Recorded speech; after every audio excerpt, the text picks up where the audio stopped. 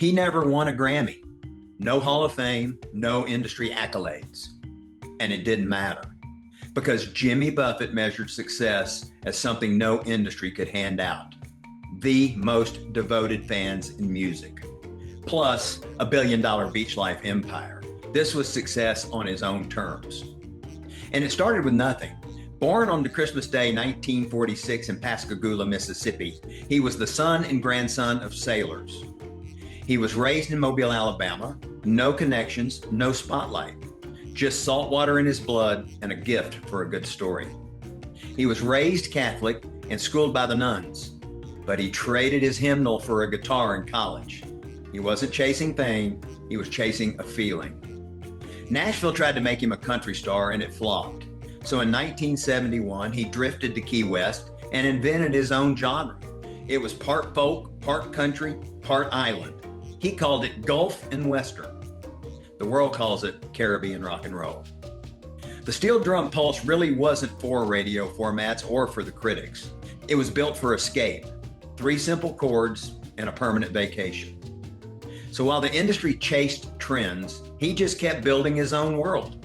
The 70s gave him Margaritaville, and the 80s made him an icon. By the 2000s, he wasn't a musician with fans, he was a movement with a lifestyle. It wasn't always easy. His first marriage ended in divorce, but later he reunited with and remarried Jane, his anchor of more than 40 years. The work never stopped. From his 1970 debut album on vinyl to more than 30 albums, including his greatest hits, Songs You Know by Heart, that sold over 7 million copies. They never really got near an award stage. The fans bought the records that the critics overlooked.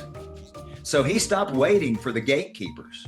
In the 90s, he left the major labels and started his own. It's called Mailboat Records, and now he owned his own music outright. Then he proved it was no fluke. Tales from Margaritaville and A Salty Piece of Land both hit #1, making him one of only a handful of writers ever to top the New York Times bestseller list with both fiction and nonfiction.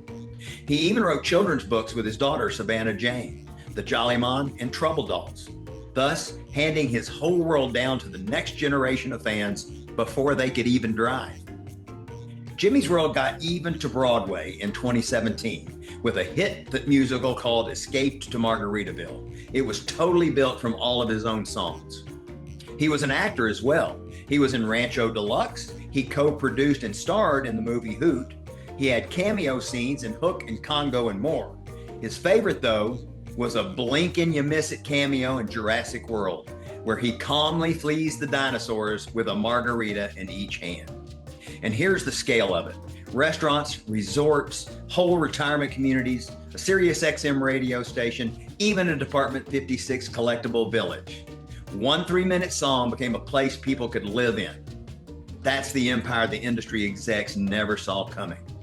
Off the stage, his passion ran on the water and in the air. He earned his pilot ratings before 40 and loved flying his seaplane named the Hemisphere Dancer. And his custom sport fishing boat, the Last Mango, it grew into a brand of its own. The plane nearly got him killed in 1996 while taxiing into Negril with U2's Bono. Police mistook the plane for smugglers and opened fire. 100 rounds, 7 bullet holes, and nobody hurt. Jimmy's response? He laughed and wrote a song about it. Because this was always the real prize, the Parrotheads. They were not just an audience, but a community in Hawaiian shirt and shark fins, and they turned every concert into a family reunion. And every time he threw them the salute, fins up. And the honors that did come weren't trophies, they were loved. Florida named Highway A1A, the road that spans the Keys and is the title to one of his albums, the Jimmy Buffett Memorial Highway. It's 340 miles of coastline named after him. So no, he never won that Grammy, and he didn't care. As he put it, I'd rather die while I'm living than live while I'm dead. So he let the establishment keep its awards. He had the fans, he had the freedom, he had the whole Caribbean. Jimmy Buffett passed in 2023 with a Caribbean soul he could barely control, and with the kind of success you can't etch on a statue. Some of it's magic, some of it's tragic, but he had a good life all the way. Bubbles up, Jimmy Buffett.